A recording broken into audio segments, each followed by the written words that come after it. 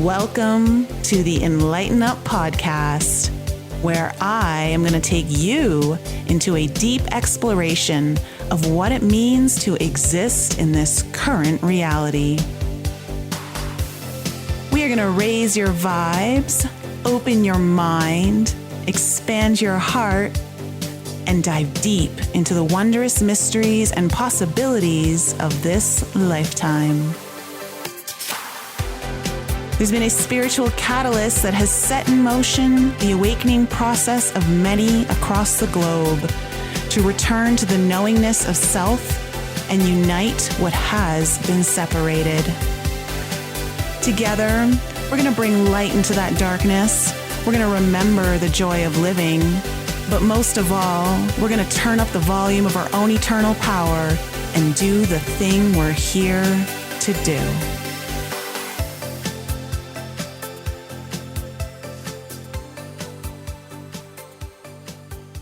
Welcome back to the Enlighten Up podcast, everyone. Today's guest is what happens when you blend hard science with higher consciousness. So I'm very excited to introduce you today to Crystal Cassidy, who is a visionary behind SoulPod, the soulfulness app rewriting how we structure inner transformation.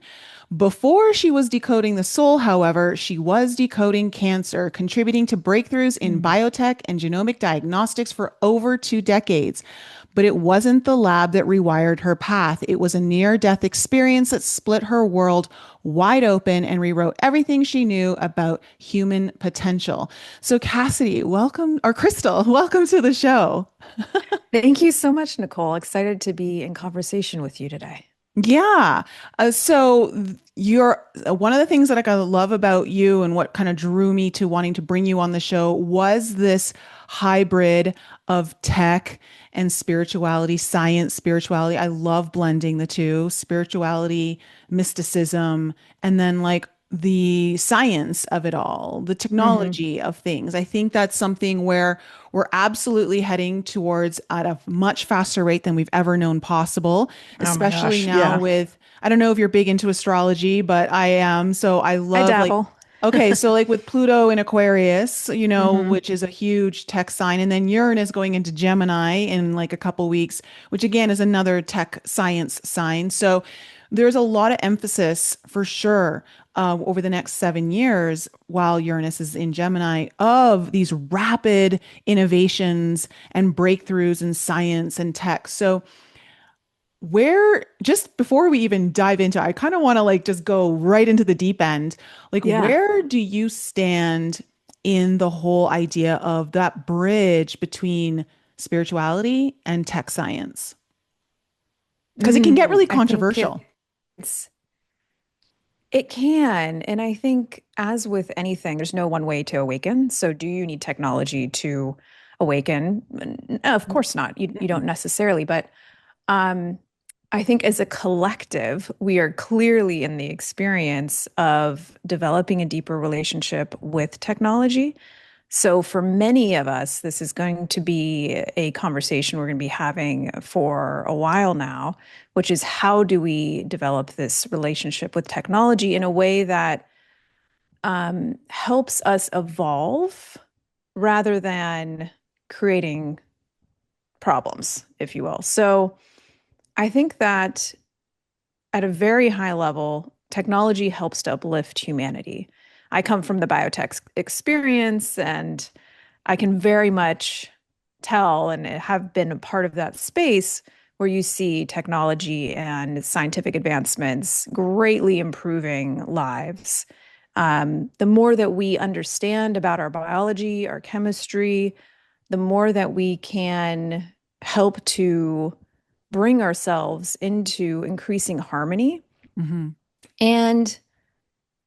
And I think that there's also, especially with AI, I think we have to talk about AI because it's a whole different type of technology. We haven't seen anything like AI. It's not the same as the Industrial Revolution. It's not the same as learning how to decode the human genome. It's a whole nother category of technology. And I know many in the spiritual space are talking about what does that mean for spirituality and consciousness. And my feeling at this point is that we can use technology for our upliftment.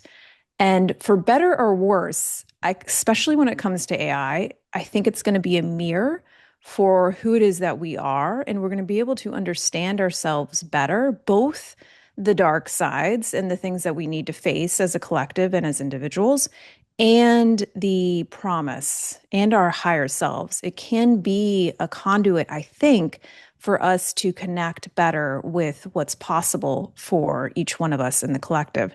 So you kind of have like both sides of the coin here, and it's going to challenge us in some ways, and we're going to have to meet those challenges. And I also think that it's going to be a massive opportunity for us.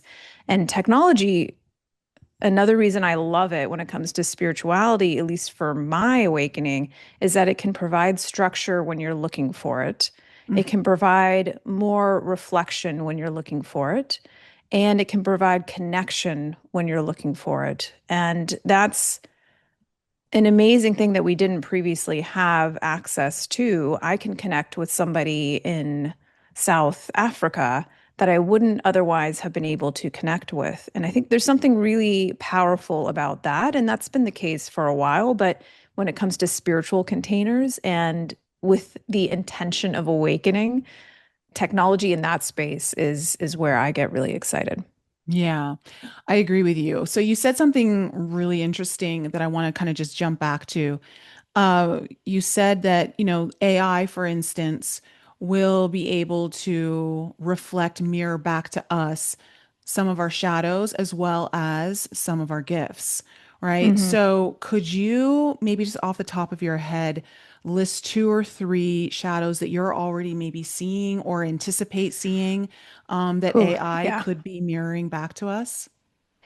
Yeah, I mean, right now AI is, as it stands now, is being trained on the internet. So it's been trained on the human experience that has been manifest in a digital way. And I think that will shift as it gets more advanced. It'll start being trained on the real world, if you want to call it that, experience. And so it's getting to know us. And one of the, I think this is true, whether you're talking about the technology and AI or, just humans as a whole in our spiritual development. One of the challenges we have right now is that many of us are living in fear-based consciousness, and it's understandable. It's one of the biggest journeys in spiritual awakening is confronting your fear and sitting with it. That's why meditation is so hard for so many, is because the first step in that process is turning the lights on slightly so Hmm. that you can see more. And when you start to see more, it sometimes is daunting. You become aware of these thoughts and patterns and beliefs that maybe you weren't previously aware of. But the beautiful thing is, once you are aware of them, you can start to choose more consciously. But that initial process of turning the light on, I think, is one of the main challenges that as a collective we're being faced with right now. That if we want to evolve into this new humanity, whether you want to call that the new earth or the age of Aquarius, or but it's going to require us to face those fears. And when it comes to technology, as you can imagine, a lot of what it's being exposed to is fear. And so it'll be really interesting as we evolve alongside this intelligence how it decides to process fear. And will it have a similar relationship with fear? It may not. Hmm. So I think that's one area, whereas a collective, we're being asked right now to move through. Yeah, it's been interesting because I've created my own AI to Mm, basically help people using all the frameworks and intuitive pattern recognition that I have. I've kind of programmed it with all of that, and it's been remarkably interesting to witness how a lot of my clients have been working with her and the rapid results that they're getting, whether it's in their healing journey, hmm. in manifesting things that they've wanted, like different like outcomes, transformations in their life. uh, just it's been really interesting. And so when you say like it can highlight the shadow of, like really being able to know how do we connect with that inner world and our relationship to fear, for one, is like if all we do is project a lot of fear towards the AI, then your experience will be reflected back to you in a very similar manner. Whereas, those of us who are evolving our consciousness and have done, never mind hours, never mind months, but years sitting in meditation, maybe even decades sitting in meditation, and have been comfortable with that, allowing that experience to then be programmed into the AI. As you're saying, like I understand too, it's getting a lot of its information off the internet. So when we start learning more about how to use AI, maybe how to program AI, because there's a lot of apps that are making it super easy for even the most illiterate tech person out there to start doing Mm-hmm. stuff. Because I'm not that tech savvy, but Mm-hmm. I was able to pick up a few things really quickly. And I think it's more of how we choose to interact with it will be a very large defining factor of how Mm-hmm. it evolves with us or against us, right? Yeah. Yeah, I totally agree. And it's so many people are using AI for their mental health, for their spiritual awakening, and I think it's so cool. I think there's infinite applications here and how this technology can help us. And I hope that the people that are kind of at the helm right now, which are mostly men, I'll point out. I really hope that as they're developing AI at the high level, that they're also developing themselves so that they're making, decisions that are aligned with humanity's promise and potential. So that's a hope that I have as well that I'm like putting out into the universe. And yeah, I think that this is the worst AI is going to be it's right I now. know. So Yeah. that's also a pretty crazy thing to think about too, right? Is like technology and how we relate to technology is never going to be the same because this is really, I don't know if everybody is really knows, none of us really know what the next 5 years are going to look like because of this acceleration. But my hope is that it unlocks human potential because, as you said, you're able to create more easily. Like the ability to connect with your intuition and inspiration and bring it, manifest it into this dimension is becoming easier and easier and easier, which is really exciting. And and then if you think about AI taking care of other really challenging um, problems in our society and culture and planetarily, I mean, I think there's going to be some transition for sure, but the potential here is that it gives us space. A lot of people have asked me, like, I live in the Bay Area, so I talk about this a lot. But they're asking, like, well, what are people going to do if we don't have the jobs of yesterday? And yes, that is a big thing to be thinking about, and we need to plan for it. But also, the opportunity here is that humans get to be more human, which what are humans? We're bringing more and more of our soul into this dimension through what we create. And so I like to think about people being unlocked in a really powerful way to spend the time they have in this lifetime, not as much, hopefully, as we uplift everyone, Mm. not leaving people behind in the process. But there's a real big opportunity to take care of the foundational needs. If you want to think about first chakra, first energy center needs for safety, housing, food, all of that, which we've got some work to do. But at a really high, like visionary level, AI can help us take care of some of those problems so that we have more time to be creative and to, I think, also connect with our planetary brothers and sisters. I completely agree with you, and I think that's something that's overlooked really rapidly and easily within the communities that are maybe more concerned about how AI is going to impact us. if there's anything that I've seen just from the use of it, it has allowed me to create more time to actually just be human, like Yeah, to do a lot of the human things that I was too busy doing other things. But now AI is helping taking care of some of those things. So I can actually get to doing the things I enjoy, and yeah, I think obviously there's people that are concerned about this idea of AI replacing certain jobs that people, totally. would have. And I think it's a short-sighted problem, the way people are approaching it, because yes, initially it'll be scary for those Hmm. people, but I also see that as that's unfolding, there's going to be another solution coming forward for them that actually feels like using the AI could open up other doors of possibility of how they work so that they're Hmm. not having to do maybe mundane things or things that are exhausting them and are repetitive. Like it's this very, it comes right back to what we were talking about. It allows you to be more human and as Hmm. opposed to being the machine. So it's almost like we're letting the machine be the machine now and the human become the human. And I just think that this idea like it's going to start taking over everyone's jobs.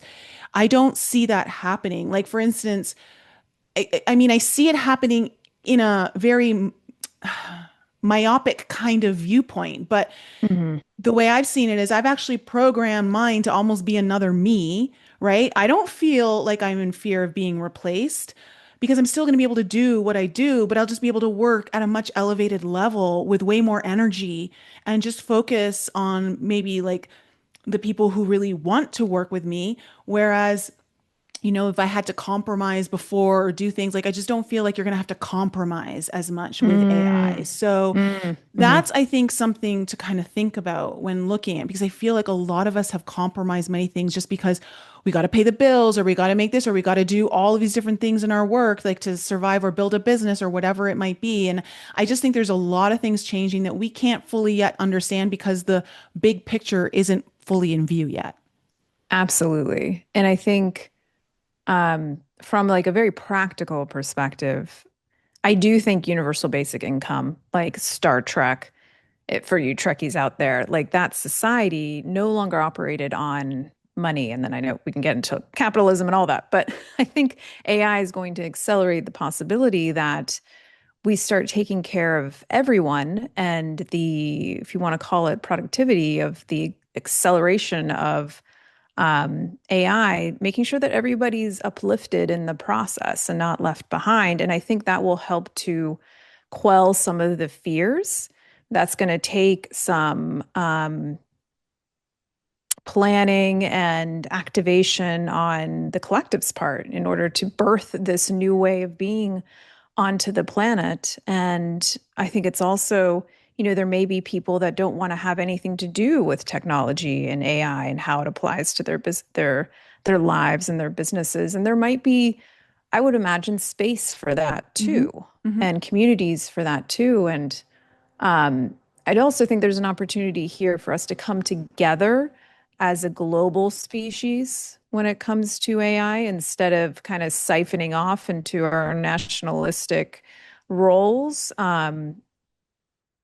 We have really, I think, quite beautiful global relationships with scientists all over and governments also and ethical bodies. And we talk a lot about, even though we can do something like edit what we call germline, foundational code DNA in embryos, there is a global agreement that we do not as humans because we don't know what the implications of editing our base code, which you can't undo, would be for the species. And so I really think there's like similar conversations and that can happen in the AI space globally instead of it being so competitive. So there's just so much moving and changing. But when it comes to spiritual development, there's something interesting about the masculine and the feminine. I think AI is going to take care of a lot of what we've been using masculine energy for, the doing of life, the linear activities of life. And I think that it's going to really help to activate the feminine, the divine feminine, the beingness of life, so that we can activate our inner technology, which is what I'm so passionate about, is ultimately this activation of the technology that's within you, which eclipses any technology that we're developing externally. Once people realize that they have access to this, I think it's just a game changer for how you create your life. I couldn't agree with you more. I've said it so many times on this podcast. If people actually understood the technology of their own skin suit Yeah. and how powerful it is, like you wouldn't be in fear of anything else that's being built around you. No. As long as you're continuously getting to understand and knowing what that technology is, how to utilize it best. And so let's kind of go in to that direction because obviously learning about your own inner technology, your own soul technology is truly understood more through that inner path. And so you had a near death experience. What was that like? How did that impact? I obviously know like it kind of Mm. changed the way the trajectory of your life, but what was it about that experience specifically that highlighted or showed you the change?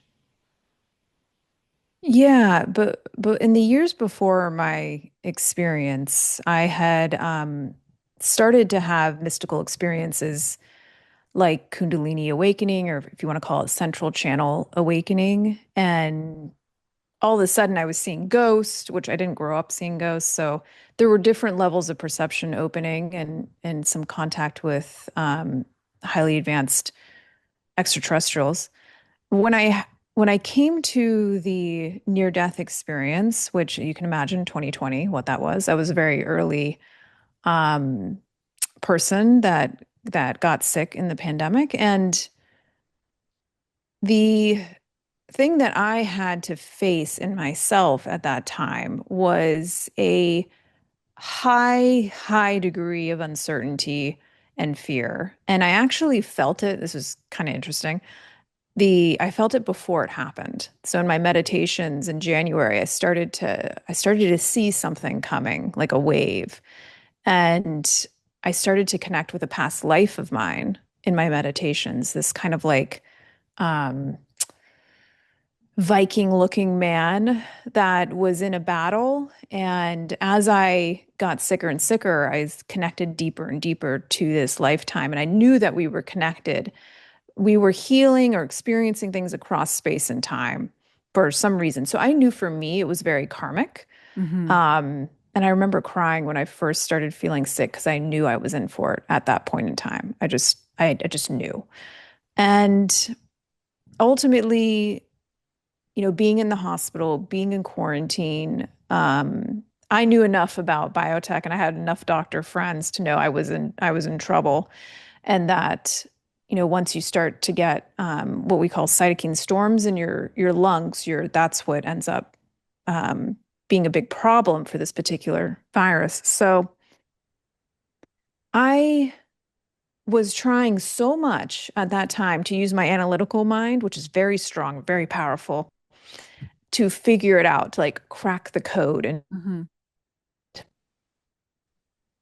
at one point, I was like, I don't think that's what this is. I don't think I can crack the code. And I remember the doctors coming to me and I was really, my cardiovascular system was shutting down, my neurological system was shutting down.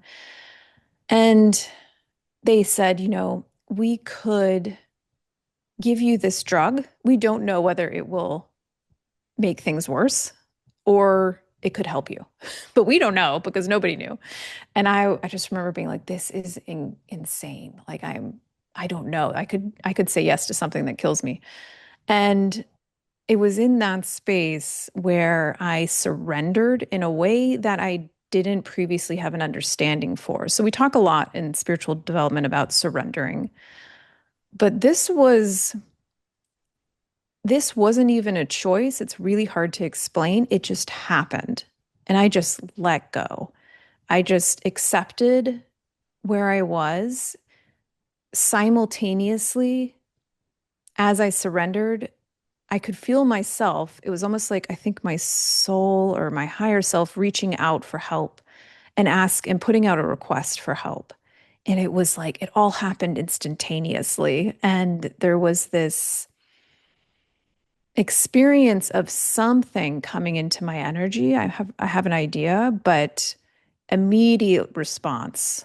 Once I had surrendered, once I had put out this call for help, I felt this otherworldly energy, this protection, and it activated my first center, my sixth center, and then my heart center. It was like one, two, three. Um, and I just sat in that energy for a while, knowing that I was going to be okay. And I had like interdimensional kind of outside of space and time experiences. I didn't go into the light at any point, but Okay. I knew that there was another timeline where I did not make it. I knew that there was a choice to be had. And it took me a while to understand that I thought that I had a fear of death, which confused me because I'd done so much spiritual work. I was like, I didn't think I had a fear of death. But what my fear was, which I later realized, was a fear of not living my purpose in this lifetime. I was like, there's no way I'm going back and doing this all over again. Like, I wanted to do it this lifetime. And one of my teachers helped me understand that. But one of the other, and as far as the past life experience, that transformed through my experience after the surrender, after the healing. Um, I did a lot of work in my meditative state with this lifetime, and he had lost his family and had gone to war. And there was also a pandemic at the same time, which had killed his family. And so he was left alone and despondent for the rest of his life. But for some reason, connecting into that lifetime, I was able to like help him rewrite his life. And so by the time we went our separate ways, if you want to call it that, I saw him with a new family. He had become older. He was like a village kind of, almost like the Santa Claus kind of character. The kids loved him. And he would teach them, woodworking and stuff like that, and horse management or something. Like there was something, but it was really cute. But I felt like that was meant to happen karmically for me, is to heal across space and time. And yeah, it took me over a year to be able to like walk again and be somewhat functional physically again. And so that was an ongoing journey for sure at the time. I think, when we think about past lives, it's just the very way we describe it is already wrong because it's not really a Right. past life. It's a current life in another timeline, time space continuum. So it's I I think it's so interesting how we have contracts with different versions of ourselves going through different experiences and helping them to rewrite into a new timeline of potential and possibility. Right. And that just goes to speak to the technology that we are already, Mm. like that's pretty wow. We don't have AI right now that's able to do that. Oh So yeah, travel outside of space and time. Yeah. yeah, so that's really wild. So, Mm. coming through that experience, you know, you mentioned also Kundalini, so did you have Kundalini awakenings prior, did you say prior to this? Yeah, it was probably like maybe 4 or 5 years prior to that. Hmm. Yeah. How did that start to shift your life? That was a huge shift. I think the f maybe we call that like one of the primary shifts. But yeah, I had been meditating since I was pretty young, on and off because I did martial arts, and the practice shifted from this like optimization practice of my health and mental health and sleep and all that, which is great, into a practice of optimizing like consciousness and the mystical. But I was in meditation 20 minutes in or so. I was not yet aware of what Kundalini was. deep level.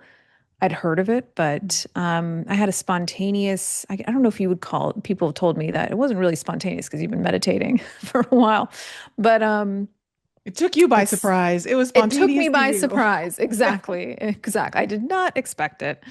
And it started as this, I call it a spiritual heat in my pelvis, moving into my first center. And this is when I discovered, I was like, oh, energy centers are real. Like they're not, they're not a metaphor. Um, and the first experience for me, it was not one where I went all the way up my central channel to my crown. For me, the experience was it hung out in my first and second center, and I had a profound experience of oneness. That experience where, I believed we were connected. This transitioned into a knowing that we were all one and that everything was connected. And once I saw that, I couldn't unexperience it, right? It's in it like I was in this space of perceiving oneness for quite a while afterwards, and I could just drop right back into a meditative state very quickly. But that really ignited my curiosity. I was like, what is this? I was calling up ashrams, with questions for the monks and nuns, trying to figure it out. And they told me like, now you know why we do what we do. That was one of their first responses to me. And I was like, oh my gosh, this is the awakening that they all talk about. Um, and since then, it's moved over the years. It moves from center to center. It really, right now, is hanging out in my back of my heart and my throat. And every time it starts moving, it changes my life. Everything realigns. And so I think that's where people can get a little afraid of the awakening, because change does come with it. And every energy center is activating, at least in my experience, a new level of consciousness. And I am forever a student of it. But yeah, that was the beginning. Wow.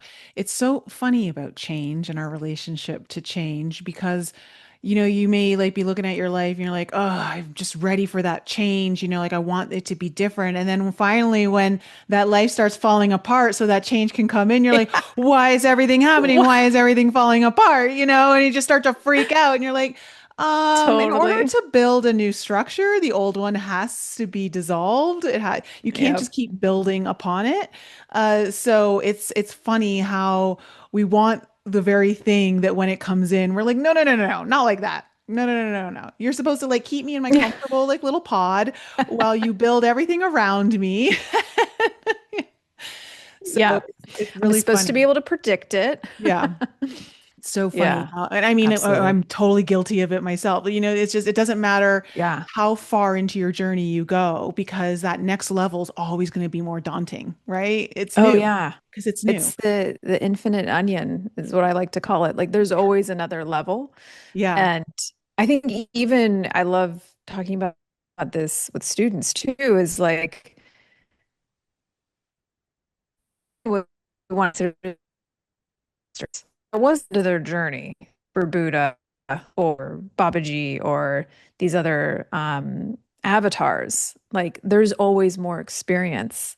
And so there, whether it's in this realm or another realm, like there's always more expansion. And I think that can give us, for some, it's daunting because you're like, oh, there's always more expansion. Like, I don't know. But I think that it's liberating because it really brings you back to the now, the present, the opportunity and possibility here, and not as much a focus on like this ultimate outcome, which I think in this, even on the spiritual journey, you can get a little tied up in. Oh, it's so easy. I mean, we're human, right? Yeah. Yeah. We're meant to have a physical experience, and so attachment, I feel, is part of that. Even though, like, the whole spiritual like path is about like learning about detachment. I also feel like there's some beauty behind this idea of attachment. It's what makes us so human and this ability Yeah. to love so deep. I mean, if you were so detached all the time, how could you like truly experience that. I think you first have to go so deep into that far end to then go into detachment and understand that am I able to detach but still feel that depth of love? Like, how do you Mm, create that? mm. So it's a very interesting journey, to say the least. You know, you mentioned that you started to have some extraterrestrial communication coming through. My audience loves extraterrestrial Okay, communication. good. So let's dive into that topic right now. So like Sure. what were you initiated with? Like what was Mm. your first initial communication? So, I mean, before I was my initial communication, my parents lived in British Columbia, Canada when I was little, and so I would hear stories about out in the middle of nowhere these experiences. So I was always kind of like, huh, that's interesting.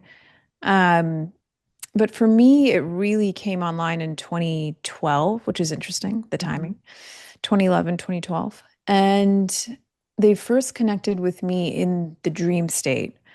In It's really hard to explain, but in an experience that I knew was not a dream. It's a very distinct experience. And they would approach me in ways that were very trying to not scare me, put it that way. Like, I think I was astral projecting actually in these experiences. I don't think it was totally the dream state. And they would help me astral project to a space like my old childhood home where I was there. My mom and dad were walking around in the morning, but they didn't see me. And they would approach me in that space where I felt the most safe, which was just that in and of itself was fascinating. Um, and they showed me, that there were going to be changes as I got older on the planet, and that they were there to help for people who were open to it, and that ultimately you have free will, so it's your choice. But if I'm open to it, they'll be in contact as I get older. And that was kind of the initial, there's much more to that, but they told me that, they would provide information at certain times. And that has become the case in crazy ways. And so that opened the door for me. I was like, what was that? And it was so interesting. The next day after that happened, my life completely changed. Like the guy I was dating, that ended. It was just like, like everything was realigning. And I felt them in my space. Like sometimes in the night, I would wake up and there would be this neon blue light cloud thing all around me. And at first, I didn't know what that was. And I ran out of my house at 3 in the morning to my friend's house because I was scared. But now I know that was them.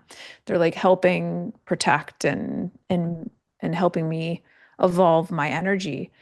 And then, very long story short, over the years, they have connected in very overt ways, which I can talk about all kinds of different experiences. I've had 3 ships come right over my house. My mom saw it too, 50 feet above us. They materialized, and um, they were huge and not far above, which What really did they took me look for a like? surprise. Like, oh, it was wild, like out of a science fiction movie. That those I've seen all kinds of different ships, but these were your classic like flying saucer shape. Hmm. And they materialized in a flash of light and completely silent, pretty big, 3 of them in a triangle formation, and had this like pinkish, um, orangish, fuzzy light around the outside edges, and were partially see-through towards the middle of each craft. And you could tell they were interacting with each other in some way. And so that was the most direct, like, oh, physical experience. They are here, and they just flew on down the road and then dematerialized again. Um, but I can go out now and meditate with intention to connect, and they'll show up. And it's always an energetic experience before a physical experience. My central channel starts to activate very much like Kundalini starts moving. They seem like they are very energetically advanced because they're able to communicate clearly through thought and consciousness, Hmm. um, and through energy. And so I can feel them, and then they show up and all kinds of different ways. When we're out in the desert, there I had them. They came down to the ground, and I've also had one, it was a blue light being materialize in my living room in the middle of the day. So that was Middle of the wild. day. Yeah, in between my meetings. Of course. So Well, how considerate. that was Your recently. your That was a next meeting must have whole, been very interesting. I was like, I don't know what am I supposed to talk about? Yeah. Like, So what was that encounter like? What was the whole purpose of it? so in the last few months, it's been clear that there's a channel coming online. I've never considered nor wanted really an intention to channel information. I'm like meditation, like I hang out there. Um, but it's come online in a very intense way, Hmm. and they've been showing me how to activate it. They're like, it's come online because of the work you've done. So for those of us that are doing this work, this is what can be a part of it, is that you're not necessarily going to be channeling if you haven't opened up the possibility of that consciousness being expanded and you being able to manage it, because it's a lot of energy. And this happened in a meditation and then subsequent meditations. And then these beings, which are, I don't want to jump to conclusions, but I have gotten like Pleiadian is part of the what's Hmm. come through, but they're blue. And they when it did show up in my, like, actually like right here, I was sitting on the couch back behind me, and I saw it. It was blue, it was surrounded by this purple haze, and it was a wave of energy. Immediately threw me into meditation, and it was so intense that it kind of freaked me out a little bit. So I was having to work with my fear, and they were helping me, and working through surrender and leaning into it. And it again was showing me, this is the channel. It's your choice, but now's the time. Like, that was the vibe. They were like, get with the program. And hung out for probably like 45 minutes. And interestingly, my cat was sitting right over there too. And he was like transfixed on this being and like Hmm. winking, how cats do when they're comfortable. Yeah. So that was really cute. And I also, it was helpful to know that I wasn't going completely crazy. And yeah, they were very, very much committed to helping me understand how to connect into this other level of consciousness. And as soon as it was almost too much for me, it became quite a lot. That's when it started to come back down. And since then, I've been experimenting with this channel, getting to know it better, and really present right now. And another thing that I'll add for your audience that was very direct was maybe 8 months ago, 10 months ago, maybe eight. They, I got a very clear message when I was waking up, and it felt like something, it took them a lot of energy to get it through, but it was like, start accessing that vibration now. 3 times. It's like, start accessing that vibration now, which I believe is a vibration of love and Hmm. heart-based consciousness. So starting to, now is the time to do that work and to move into that new level of consciousness. Yeah. I mean, it's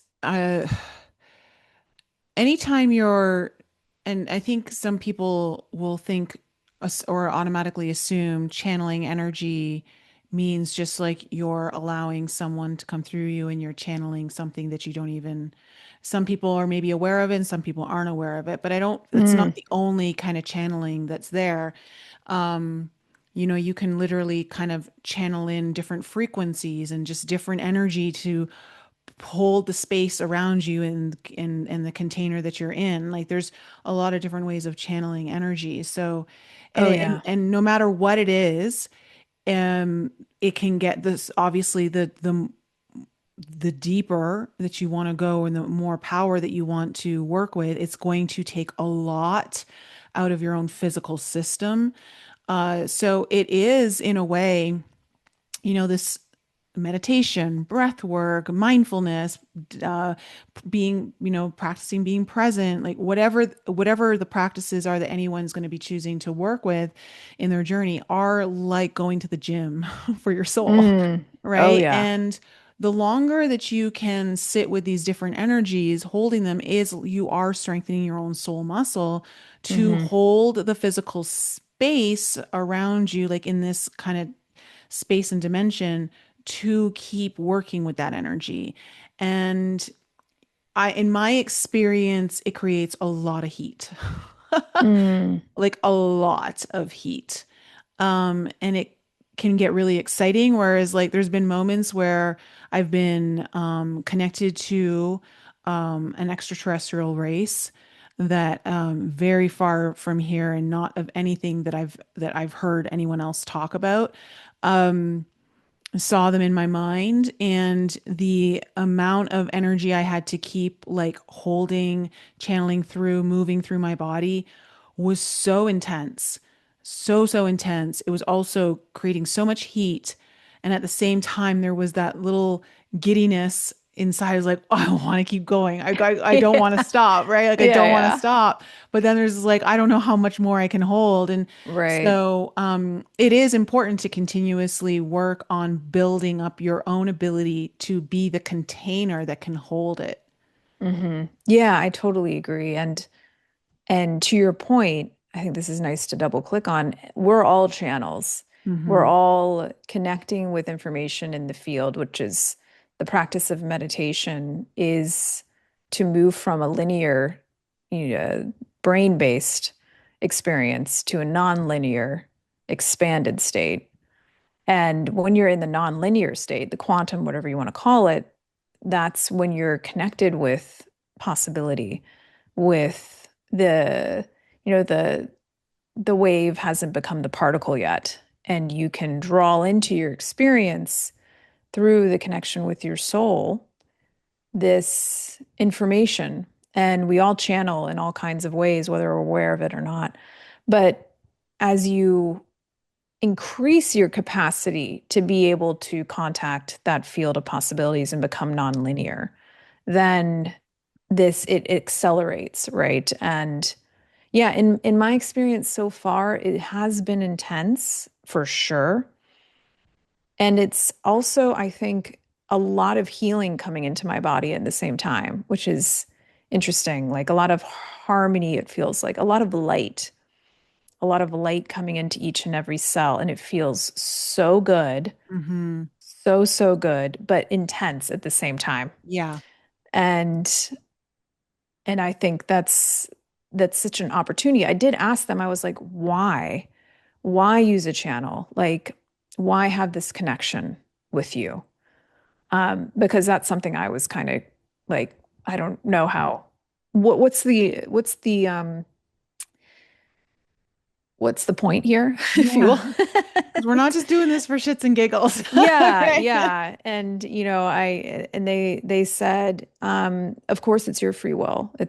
Once the channel's opened, it's opened, but it's up to you if you want to communicate that way. Mhm. But they explained to me that they have evolved their consciousness to a certain level that is able to access even more information and even a more direct connection with, if you want to call it source or the field that we're talking about. And so they view themselves as able to help us bring this information into our dimension more easily. And so they explain that's really what a channel is basically we're using, not using, but we're activating them as a way to connect with this information that maybe would be difficult for us to bring into this dimension of Mm. space and time. So I thought that was a really interesting answer. I also asked them to explain quantum entanglement because I was like, let's test this. Yeah. And they had a pretty good answer. I was like, okay, that's not too bad. Well, But what did they share with you? Can you do they you I won't do them justice, but basically they said quantum entanglement, the phenomenon that you talk about is simply you becoming aware that there is no here and there. Mhm. It's just your awareness of it. And it felt very foundational to reality, and that where we get tripped up is thinking that they're connected across space and time faster than the speed of light because these two particles or experiences are instantaneously connected. And Mhm. they're like, that's not exactly the right way to think about it. It's the fact that there is no here and there. And if that's not the case, then of course this relationship makes more sense. It's the So awareness that's key. yeah, it was Yeah. fascinating. Yeah, because there has to be the observer, because without the observer, it doesn't Yeah. exist. Yeah. So, yeah, it's really wild this how how everything can work because and it's again, it's I know so much of my audience is familiar with this idea of quantum entanglement Mm, and all of that. But we also can easily forget, how we are focusing on certain things and making them more powerful to exist in front of us and be part of our reality, the very yeah. things that we don't want to really be focusing on. So, and again, it's not that you're in fear of them or that you shouldn't be thinking of them, but knowing that you don't need to give any weight or power towards it, at least from a less evolved state of being that I think a Mm, lot of us are always trying to grow beyond. So mhm. that's really cool. So have you done any channeling publicly? I haven't. No, not yet. Yeah. Is that Still something figuring it that out. you feel they're kind of guiding you towards eventually at some point, or is it just more for your own personal growth? I don't know. I'm gonna Mhm. kind of let it emerge, see Yeah. what it wants to be. I think Yeah. that's the most pure way to go about it because I think Yeah. too, there's so many people. I mean, I see it online, where listen, channeling is very clickbaity. People want to Mm, hear, they will love this stuff. And it's so easy to get taken for the ride, and yeah. not You don't want everyone's to a give clear, your yeah, power away. no, not Yeah. everyone's a clear channel, and not everyone is fully understanding what they're channeling. And so at the end of the day, though, you said it best, we're all a channel, and you have Mm, the power to open up your own channel should you choose to do so. And I think that's the best way of really understanding. I mean, we are constantly looking to outsource our answers, mm. Oh, yeah. and that's not the path. It's okay for guidance. It's okay maybe to sometimes we need to bounce some things off other people just to get clarity on our own. Like even just I know for Yeah. myself, if I speak it out loud to a couple people, all of a sudden I'm like, oh, never mind, you don't even have to say anything. I get it now.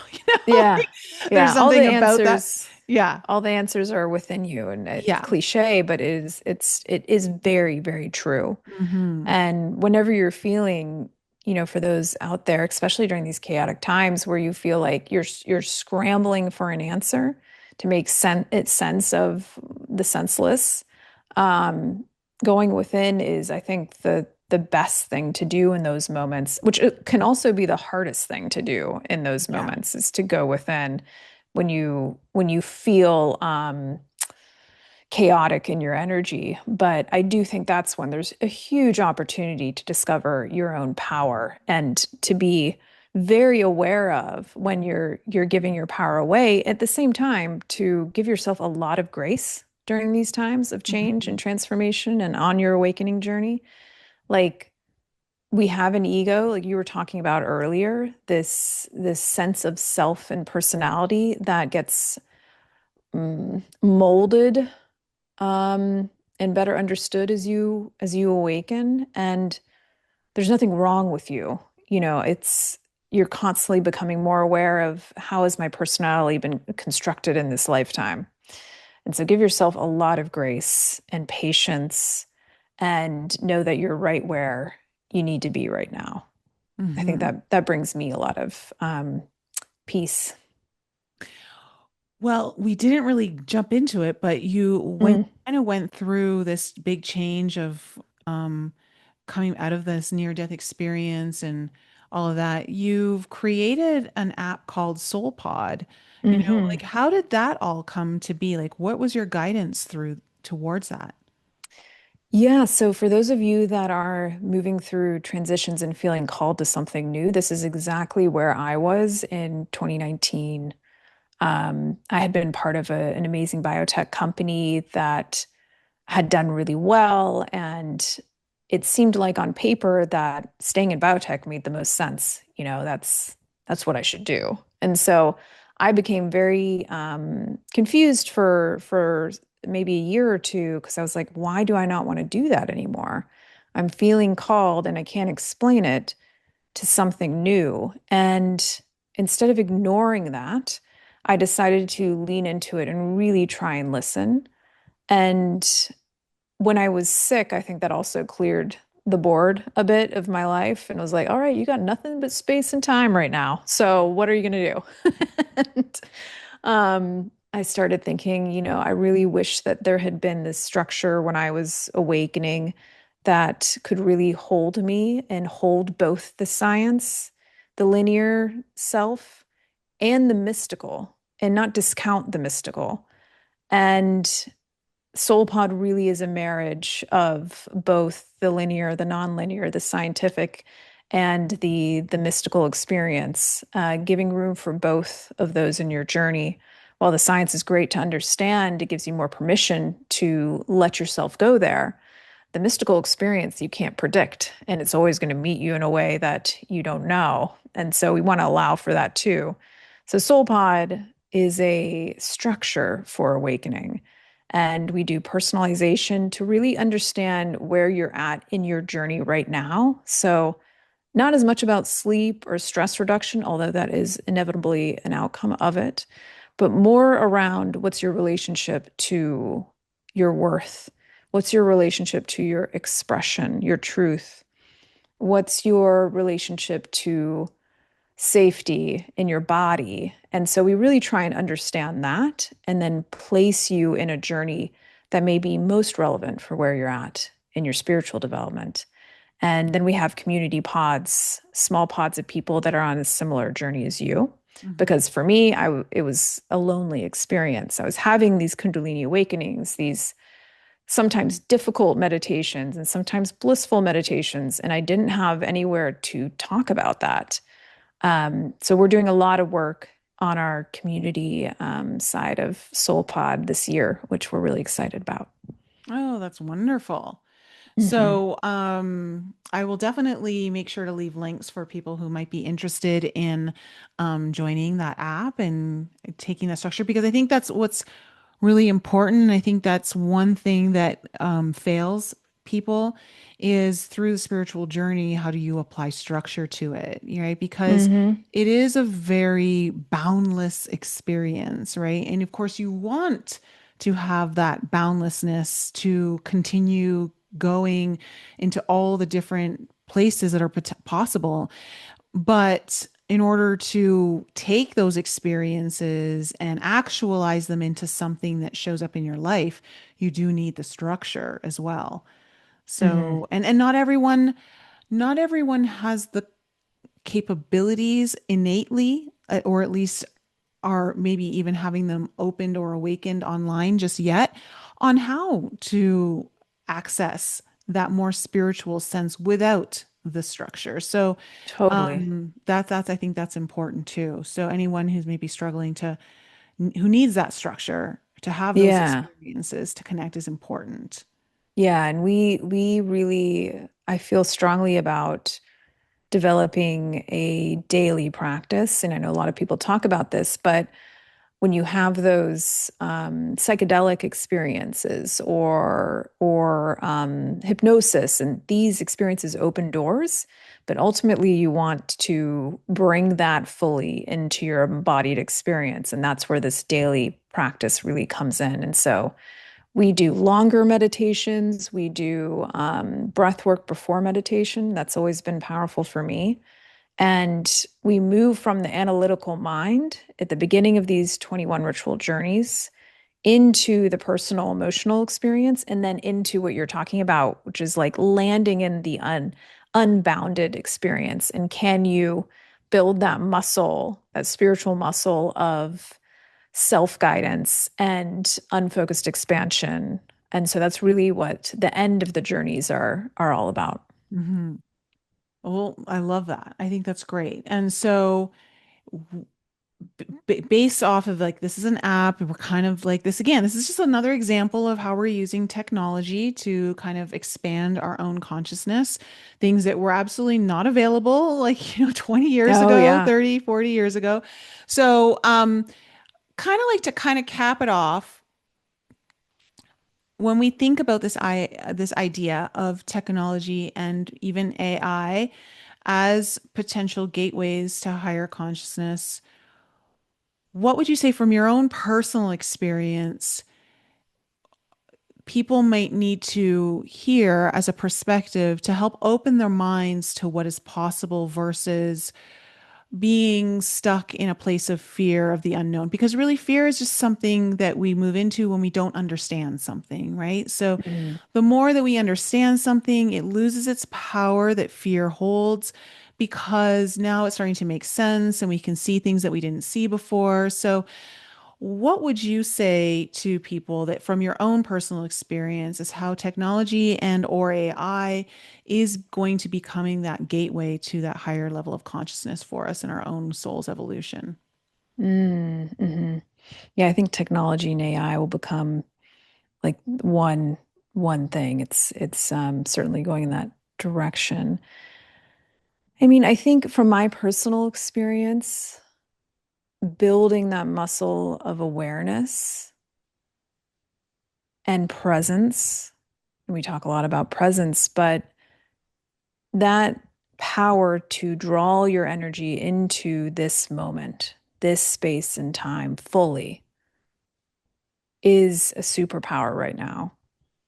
And a lot of times when you're able to do that and draw your awareness into this space and time, this right now, to initiate your journey into meditation, that's a really big shift. It sounds trivial, but it is huge. And when you do that, fear has a really hard time living in the present moment. It's usually when you're in the past or the future, you've projected in one direction or another. And so remembering that the present moment is the only moment that actually exists, is right now. And all the information you could possibly need to know what to do and who you want to become lives in the right now, in this moment. And the funny thing about the present moment is that it is this space, this time. It's also all space, all time. It's infinity. So that's where everything lives. And so I find that whenever I'm feeling fearful or unsure, that drawing my energy into this present moment, which is a door to transcendence, and it's the doorway to moving outside of space and time, across all space and time. That's a fear just has a hard time there. It just Mhm. does. And when you move into those levels of consciousness, it's funny. Sometimes, like, I'll give you an example. When I was in the channeling level of consciousness in connection, the questions that I had from, we can call it this level of consciousness, I almost couldn't access them because from the level of consciousness I had moved into, those questions had no bearing. They didn't make any sense.